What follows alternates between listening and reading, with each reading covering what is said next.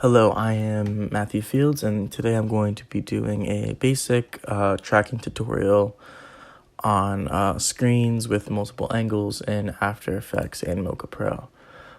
So the first thing you want to do is open and import your clips. So right here you see me doing that, and I select it, and I import it. I split the screens, make it a little easier. And here we go. I am in the clip, and I'm going to downsize it to a quarter just so I can load it better. And I'm going to chop it down to size, but that's not really important. So, okay, here we go. So, next thing that we're going to do, once we have the clip ready, we're going to search in the effects panel. We're going to search up Mocha Pro or Mocha AE CC. It should pop up. And if you don't, just contact me and we'll figure it out. And we're going to launch Mocha in this little window up here to the left. To do that, you must make sure you have your resolution set to full. I had it set to a quarter. You're going to get some messages. Just hit close, cancel, start. Okay, and now here you are in the Mocha timeline. What you're going to do is you're going to have some lag at first, but you can scrub through with this by clicking and dragging on this panel right here. And let's wait till I stop doing that. I'm going to play the video probably a couple times, so let's keep going. Okay, yes, here. So you can zoom by holding down the Z key, and you can use the hand tool by holding down X. So Z to zoom, X to move around the screen, and then the pointer, which is the regular thing to, just to do basic tasks, is this button up here in the top left, and you should see it selected right now, and it will auto default to that most of the time. You can scrub through the timeline also by using the scroll wheel if you're using a mouse, and here we go. So I'm going to select a spline, which is that key up there, and I'm going to, at first I'm going to try to do something weird, but here we go. I'm zooming, and I grab the spline, and I draw it around the laptop, and that's at a, you don't want to completely draw the screen out. You want to draw a rough outline of what, kind of is around the screen. So then you are going to click, I'm going to run that back for a second to make it a little clearer. So you draw a rough outline, and then you're going to right click to close it. And afterwards, you kind of do it to how you think would be a, rough outline of the outside of the screen. And then you are going to select the S tool, and right next to it is a little grid. And if you select that grid, it's going to pop up with a grid. It's going to just make it a little bit more confusing, but some people like it. I don't. I have it turned off.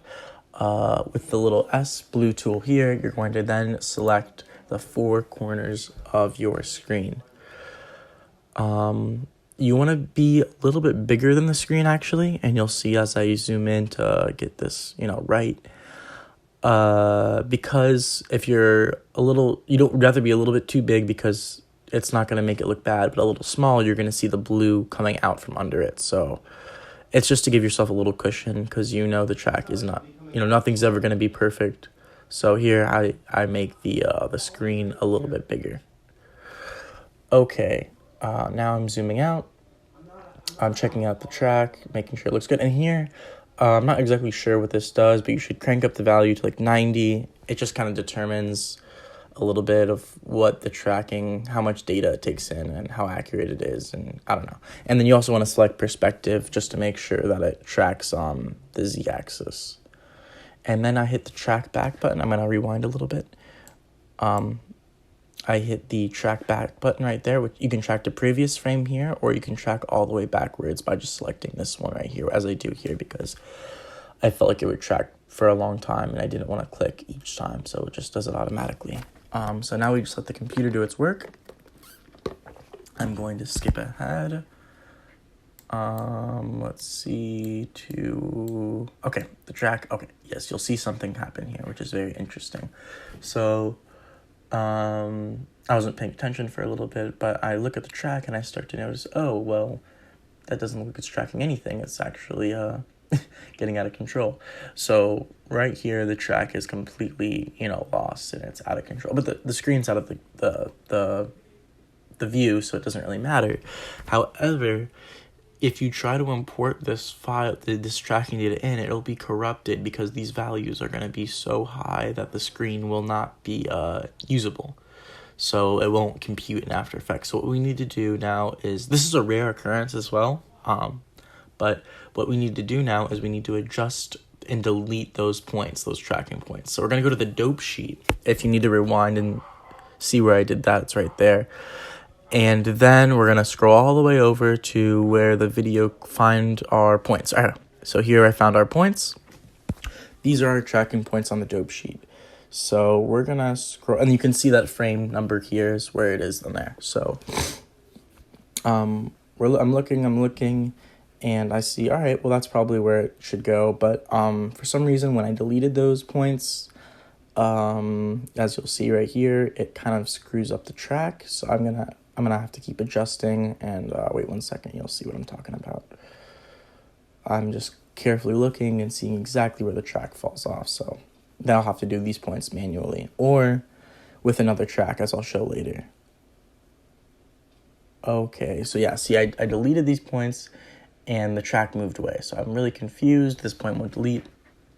So all I do is I just move back a couple more points, and and so that data is out, and I move back, and I just try to delete. I'll show it just to make sure it's clear in case this error happens to you, although this is a pretty rare occurrence.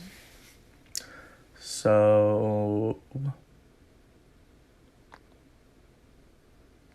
just kind of waiting. Sorry, this is taking a little long. But yeah, I just go back a little bit, I delete it. And that's what Mocha is. For me, I just have a lot of issues with it always. I'm always getting confused. I probably just need to learn it better, but it's just a very complex program. But here we go. Now the track looks pretty dang solid. So now that I'm here, I'm going to track forward because I'm at the next point. Also want to point out something I did not earlier, that I chose to track from that specific point because that was the most zoomed out the screen got and the whole screen was in it. But you can really track from anywhere, but I just feel like that was the best point. Now I'm tracking forward.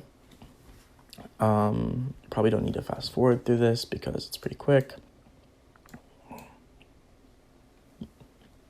And here again, we will lose the track. And yeah, it actually does the error again. So I stop the track manually. Which you can do by just hitting the stop button. And I again go and edit it. And this time I don't receive any errors. This is actually kind of a rare error to happen. But it did happen twice while doing this. I don't know why exactly. But you have to edit it in the dope sheet, which can be found by if... I see, I have to go back. I just want to make sure you know how to click the dope sheet. Yeah, so here's the regular, parameters or whatever, and dope sheet is this button down here. Yeah, I click it right here. You want to keep it on because you can change this minimum pixels used, so you want to have that up always kind of usually, but in this rare case, you want to bring up that dope sheet. I don't know why it's called dope. I don't think it's that cool. Haha, pun of the day. Okay, so... Okay, we got everything tracked. Okay, I'm not wanna. So you make sure you hit File, Save. I'm gonna probably do that in a little bit. All right, File, Save, and we're gonna close out Mocha, just like that. Now we're gonna have After Effects open. Okay, we're on After Effects, and we're gonna hit. We go back to the original clip, and we're gonna hit Create Track Data. Actually, I screw up right here completely. But so I'll skip ahead, but a couple of these things are important. So you're going to make sure all the steps I kind of do are very important, but it's hard because you get kind of automatic. So you want to make sure you select this gear right here, and you also want to click that button, click it, highlight it. It's 2 clicks right there. And then that will enable you to create the right track data, which is very important when you get a bunch of track data on there, and you have to kind of sort through it. And you also want to name the layers usually, and you can do that inside of Mocha. And then something else that I just know you're supposed to do, I'm not exactly sure why, is you hit corner pin, support merchant blur. I think that allows for movement along the z-axis. Okay. And then you're going to, this is another step. I kind of screw up here, but I'll just show it. You're going to create a solid, or you could have another clip in there, whatever you want to put, but for these purposes of this video, I create it. But I see I make a mistake, and I'm like, oh wait, what do I do? Create the solid. And I'm going to skip ahead now in a second because this is actually just one big screw up, but I'll just show you. Okay, so once I have it selected, I hit apply export, and you'll see that it actually kind of tracks well. There we go, catches it there, and it's tracking. Okay, so now we're going to scroll ahead, ignore all my screw ups, and here, okay. So yeah, I was like, you know what, I screwed up, and I have to redo this. Okay, so I go back. Remember to create the track data, etc., as I told you before. But I already had it created, so I'm just gonna create a new solid. And what you want to do is, because the final clip you're going to be tracking is not a solid, you're going to put a video clip of some sort in there, or some compilation of videos. So what you need to do is you need to pre-compose this. And I named this left screen here, so this will always be, considered the left screen in here. So I pre-compose it, left screen, and I'm just going to name it first part, or opening. So when I pre-compose the clip, now I'm going to apply the data to it. So the data isn't applied to the solid itself, it's applied to the composition, and you can always change a composition, right? So whatever you put in there will inherit the properties that I've just stated, the properties you've just attached to it. And you'll see me do that a little bit later on. Or maybe I do it right here, I'm not exactly sure. 1 second. Let's go ahead. Okay. I'm going to skip to that actually, and I'll show this part later. Yeah, okay. So,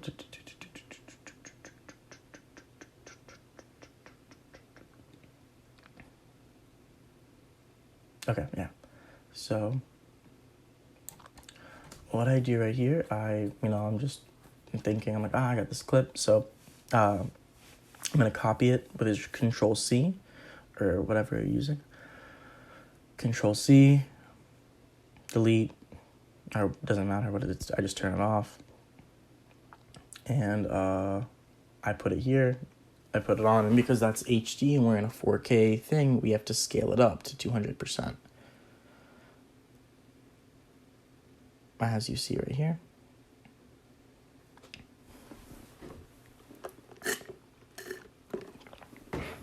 Okay, so now it is scaled up, and let's scroll in, and we will see a decent track. However, I made a huge mistake here, which was I did not have the screens at the right corners, right? So the video is the wrong angle. So that's something to make sure you look into as you're doing the video, and make sure you have it at the right points, unlike what I did in this clip. However, you can fix this. For some reason, I was having trouble with it, probably because I was doing something stupid, like usual, but this is just a classic Matthew mistake. I did this like 30 times, and I fixed them a bunch, and it's just really annoying. But what you do is, if you're maybe good spatially, you see this data down here, it's upper left, upper right, lower right. What you need to do is, so this is the upper left here, maybe this is the, what you figure out which one's the upper left and which one's the upper right. Then you turn it correctly. So so I'll show you what I do is, you duplicate this, you duplicate the clip, Control D, you copy the data from upper left to then lower left, or blah, blah, blah, etc., as you see fit, as you screwed up to correct this. And then you remove this clip from site or delete it, and you bring back the original. But as you're doing that, make sure, just to be careful, because very easy to make mistakes. And when you're copying keyframes, it's important to remember that you copy from the point where the playhead is. So like right here, you see I'm screwing up because I'm copying this whole clip right here when I need to actually scroll. This is me trying to figure it out. I actually need to scroll to here before I copy the keyframes. Otherwise, they will be wrong, like incorrect completely. They won't come from the same point in time, so it'll be completely incorrect. Okay, so let's scroll back now, and I'm going to show you another sort of troubleshooting technique, right? Which I did earlier. Here we go. I applied the tracking data, blah, blah. Okay, so if you remember earlier, we had some issues with the previous data. Sorry, having a sip of my coffee. But we had some issues with the ends. So I'm gonna let this play for a sec. And what am I doing right here? Okay, so I'm gonna launch Mocha again. And when I launch Mocha, I'm gonna go to these points at the very ends where I previously, remember I edited the dope sheet to make sure that those were not being tracked. But it's not like those things don't exist, so you have to, we're recreating tracking data. This process is the process that I sort of patented or originally discovered on my own, which is what we're doing is we're creating a new track, but we're going to put the data from the new track onto the old track through a copy and paste kind of roundabout method. So you'll see what I do now. So, excuse me. I'm looking here and we see it's completely incorrect, right? And this is also to help, remember, as we were talking about the screens, sometimes it's very hard to create a virtual screen with just your mouse. And so this is an attempt to circumvent that. So I did in this case, I've never done this before actually, was I copied and pasted layer 2 and I made a new one and then I restructured it to fit the point in time that I felt it. So I go here and then I scroll forward, and you want to make sure that you lock layer 2. So you put this little lock on it. Also, it would probably be pertinent to rename them, and you rename them by right-clicking and then, hitting rename. But lock it because you do not want to edit it. And you can also turn it off with this eyeball and this switch here so you don't see anything and you leave it locked so you don't edit it or anything. You don't lose layer 2 no matter what. So it's very important to remember. Okay, so now here I am creating, I created the new track and I created this new thing, and it's not perfect, I know, but it's, we just want to make sure it's not too bad. So what we do is we select those points and then we hit track backwards, and it should at least stick for 3 to 4 frames, I'm hoping, or do something. So we get that data, and that data's gonna be very helpful because we won't be as lost in the dark and we'll have at least a reference to go for when we're doing it. So now that we have that, we're gonna lock it and turn it off again, and then we're gonna scrub all the way to the end. And we also, remember, we didn't have any data for these points right here as well. So like I said, you can do this manually by just editing the corner pin data and the position data. However, this is just another way, and this is also important for when the screen has large movement, or if you want to do lots of screens at the same time, you can kind of have everything in one, and you can do a whole scene for a screen that's going to be in several different positions, I guess you could say, by just using this method. So here I am finding the corners. Make sure always to crank up this minimal pixel used and just check on perspective.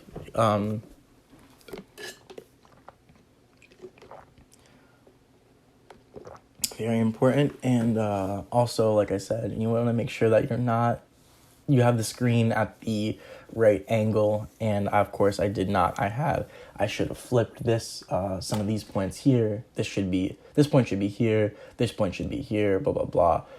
Right now I have this as the upper left and the upper right. The upper left should be here and the upper right should be here. The lower left here, lower right here. So, And here I am cranking up the minimal pixels used. It's not super important, like I said, but something, this program's so annoying and everything, so I just always tend to do it. But I've not seen really too much of a difference. And here I am tracking individually this time.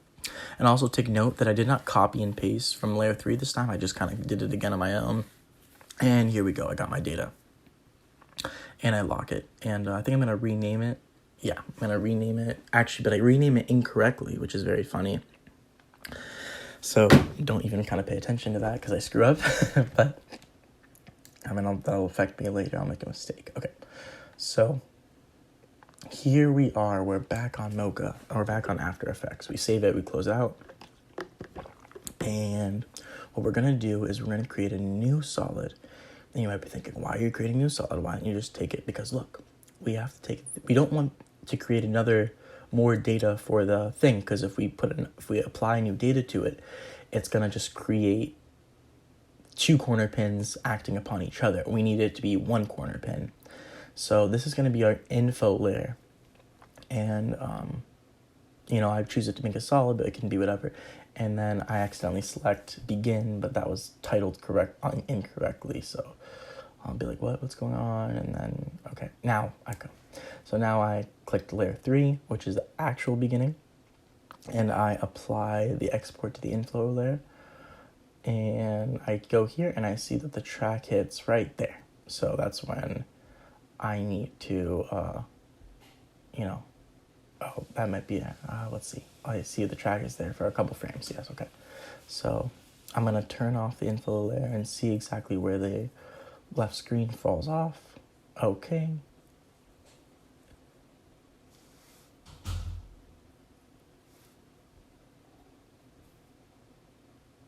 I'm going back and forth to find the exact frame. And okay, so here's where it gets really, really complicated and very, very tough. So this is where I would usually use the 3-screen setup, but I did this all in 1 screen just to make it, easier for you to see.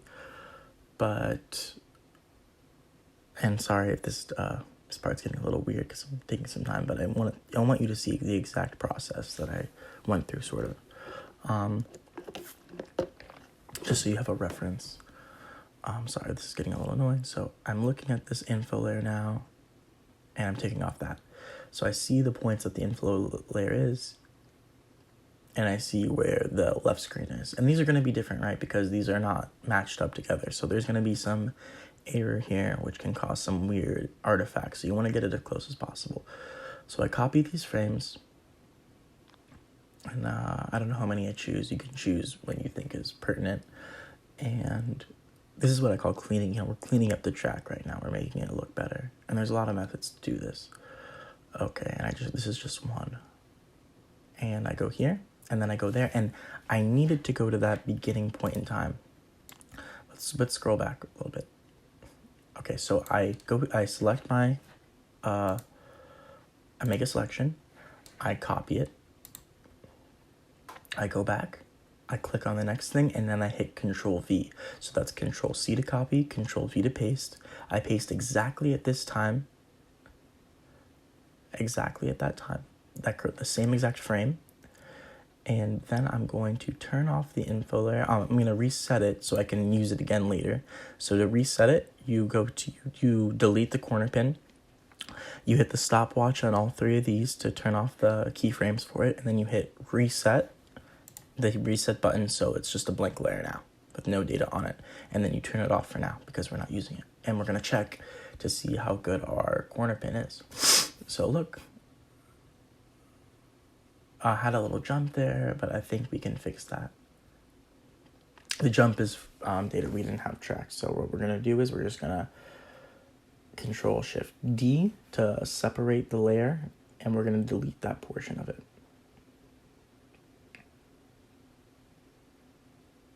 Okay, so those points are gone. And look, the beginning of the track actually looks pretty damn good. Okay, and now we're going to do the same exact process for the end. And If you don't want to watch here, it's not super important because, like I said, it's very much the same. I create the track data, select.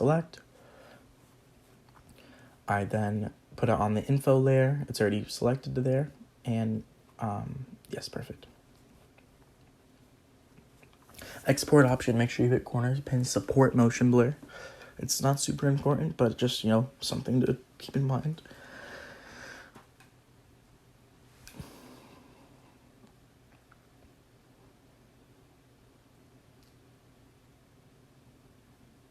And I'm looking here.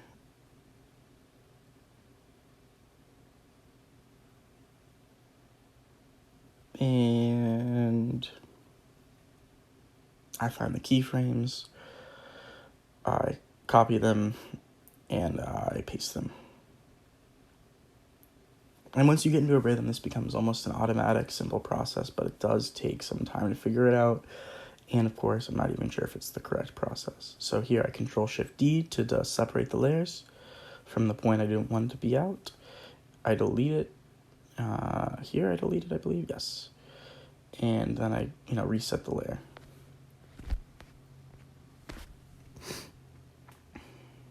And here we go. Boom, boom, boom, boom. And I really like this track, actually. Of course, it's on the wrong angle because of my air, but it is a pretty damn good track. Whee! It looks pretty good. And at the end, you'll see that even with the new, it looks pretty damn good. Look at that. Ooh.